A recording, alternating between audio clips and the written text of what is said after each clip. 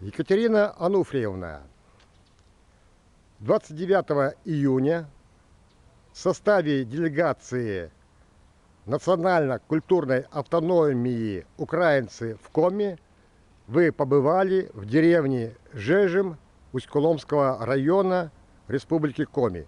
Какие ваши впечатления? Поделитесь, пожалуйста.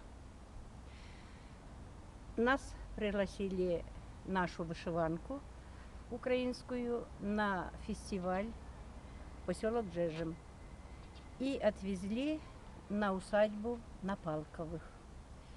Мы там и раньше были, но этот вечер был удивительный.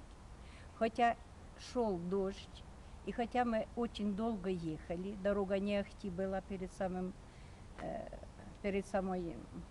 усадьбой, но мы очень хорошо нас встретили, тепло.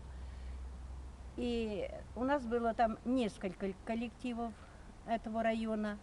Мы, конечно, наша вышиванка выступила.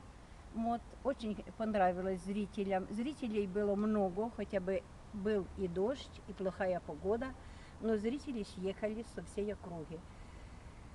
Очень мне понравилось то, что мы привезли и подарили на Палковым аиста с маленьким аистенком. Когда мы его разместили на сене на усадьбе, он очень хорошо смотрелся. Вот. И, конечно, вокруг него мы пели песни, водили хороводы, кормили нас ухой сразу.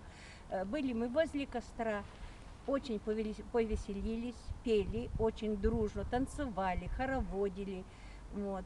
И очень хорошо провели время. Это впечатление мне осталось на всю жизнь. Неизгладимое и незабываемое. Спасибо.